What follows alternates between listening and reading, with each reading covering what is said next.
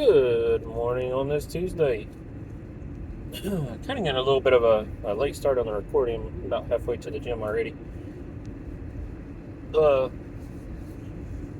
just wanted to mention real quick, I always try to end it in my videos with something kind of positive, talking about, give the kids a hug, smack the old lady on the butt, let her know you love her.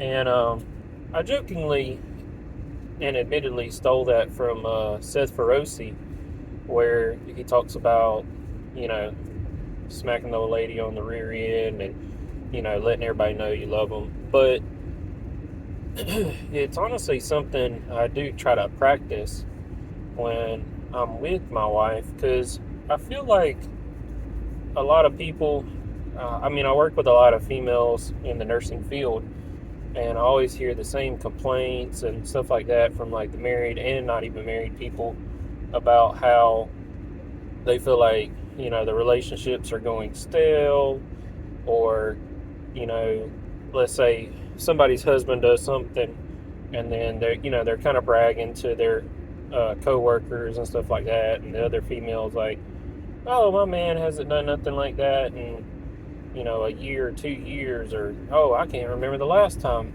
my man came home with just flowers. And admittedly, I think as guys, we get so wrapped up in all the things that's going on. Like, for instance, right now, with me doing the travel nursing, me doing the real estate, with me doing the nurse practitioner, getting ready to, about to start doing my clinicals with the nurse practitioner program also, it's very easy for me to get wrapped up in everything I'm doing and forget about them small things like, buying a thing of flowers for the wife every once in a while. It doesn't even have to be like an anniversary or anything. Just to let her know, like, hey, I still love you. Like, you're still my wife. You're still the one for me. Just sweet little memento, so to speak. And if you have kids, definitely try to take some time with them.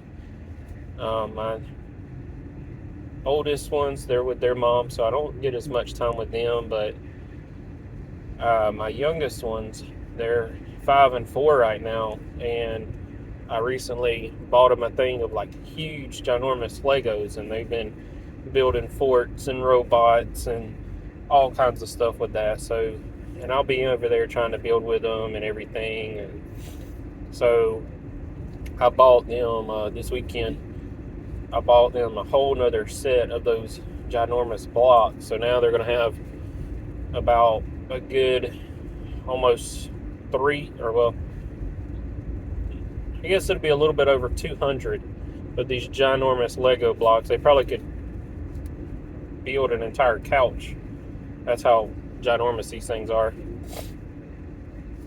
But, I mean, me and the kids, we love building with them. We love having a good time. And, I'd rather them do stuff like that than just be sitting on the couch watching TV all morning. And then for my wife, I had recently bought myself some Skull Crusher headphones, or Skull Candy headphones. I think it's like the Crusher Inks or something like that, because my headphones are my headphones were going out, so I bought some new ones. And I switched from like the earbuds to like actual headphones just to give it a try. And she had bought like some JBL headphones about the same time, and she tried mine out just to see, and she just fell in love with them. But she wanted the white ones, and our store back home didn't have them. So what did I do? I'm like, okay, I mean, if that's what my wife wants, we have the extra money for it. Why not? So, I just went on Amazon. I looked up the color she wanted. I mean, it wasn't on sale or nothing, so I had to pay kind of a premium to get the color that she wanted. I got a case to match it. That way she has a case to put her headphones in and everything. And, I mean, she loves it. So, It's just those little things like that people forget about. And admittedly, even though I try to do stuff like that, I mean, I definitely could probably do better. Like, let's say the wife's in the kitchen making breakfast or whatever. I mean, I'm probably going to come behind her. I'm going to smack her on the rear end, and then I'm going to give her a big old hug and kiss, tell her good morning, let her know I love her, and then, just be like, hey, do you want me to make you some coffee? Because my wife will tell everybody she can't make coffee for crap. Like, she just don't know the mixology of it, so to speak. So I usually make her coffee whenever I'm home. But yeah, I mean, just doing those things, those small things like that. I mean, it adds up. I think I knew the wife was going to be leaving out of town this weekend with the kids to her sister, so before she left and everything, I bought her some flowers and stuff like that. Also, just as hey, you're my wife. I love you. Here's some flowers. And we've been together. We've known each other now for 8 years. We've been together for 7. Married through court for 6, and then married through church for 5. So when people ask how long we've been married, my wife just tells them 5 years because she counts the church. Um, I'm just kind of like, well, it's kind of a countdown, jokingly. I'm like, you got 8 years we've known each other, 7 years together, 6 years married through court, and then 5 married through church. So it's just like that countdown. And so, I mean, in all actuality, if you look at it, I mean, we've known each other for 8 years. So we knew each other existed in the ether for about a year. Went on a couple dates here and there, nothing too serious for roughly a year. And then we got serious about a year into it.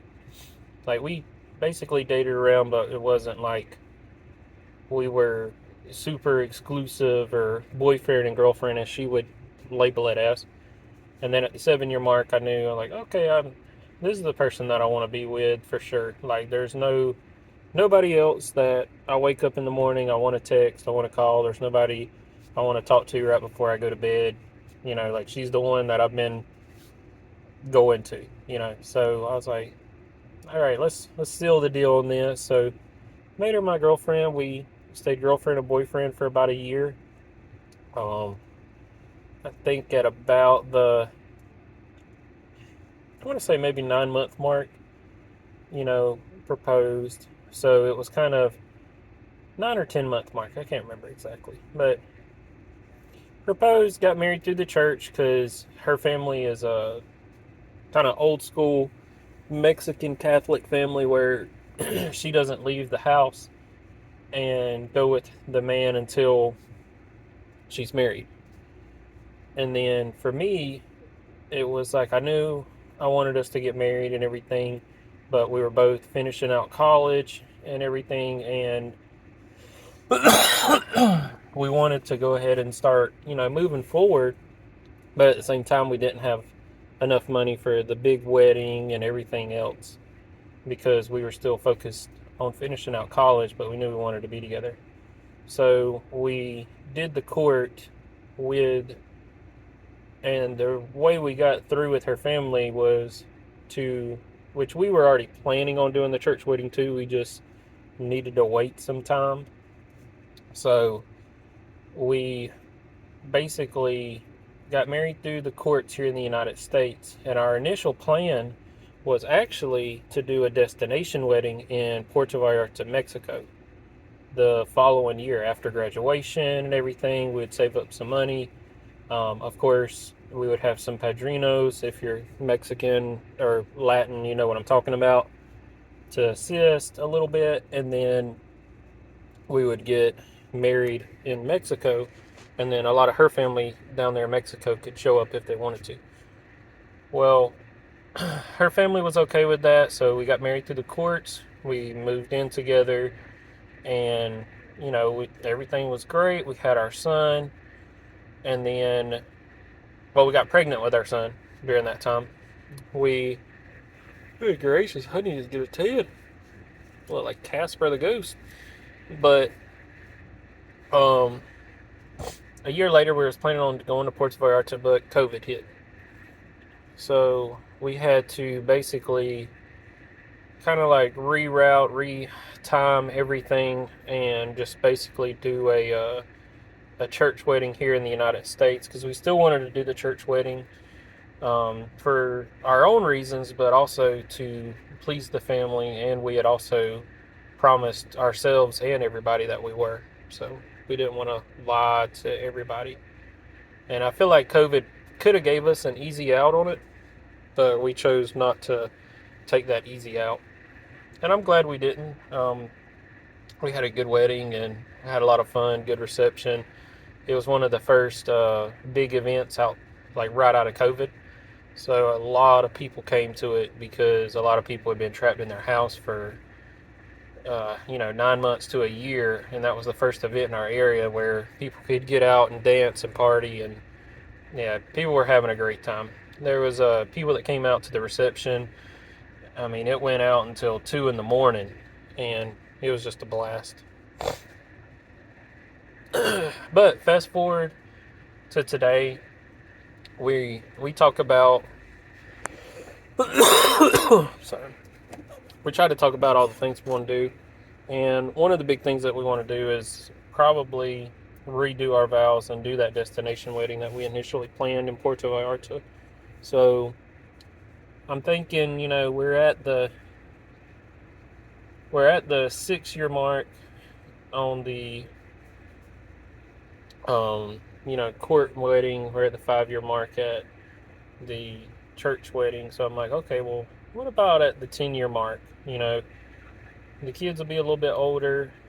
We're not really planning on having any more kids. If we do, that's great. We're not against having a third kid, but at the same time, we're not planning for it. And then it's like, okay, at that 5-year mark, that puts me out of school. That puts us probably selling our current house, moving up to the Middle Georgia area, kind of getting settled there, and then we can renew our vows and do the destination wedding that we always wanted to do. And we've talked about it, and that's kind of it's something we want to do. It's just a matter of like timeline. And I think a 10-year anniversary, and doing that for like a 10-year anniversary thing for ourselves is a good idea. So that's probably something we'll try to save up for and pay cash for, because we don't want to go into debt. We're climbing out of debt. We're not trying to go back in it. But anyways, like I was saying, it's just those little things that women like. Guys, we're more of a we like the big things every once in a while. We also like the little things too, ladies, if you don't know. But I feel like it's easy to get stuck in the weeds and forget about the small things that matter like that. And hopefully, somebody will watch this video, or maybe hear the ending of my video where it's like, oh, spend some time with the kids, go smack the old lady on the butt, let her know you love her, stuff like that. Maybe they'll hear something like that and go, all right, let's go do it, and who knows, guys, you might go in there in the kitchen, smack the old lady on the butt, give her a nice big old hug while her back's turned, kiss her on the neck a little bit, and just whisper, good morning, I love you in her ear. And then next thing you know, you're getting some happy time yourself, getting that early morning wood chopped down, so to speak. But, with all that said, let me get my workout in. Y'all have a great day. Spend some time with the family, smack the old lady on the butt, and just get after it.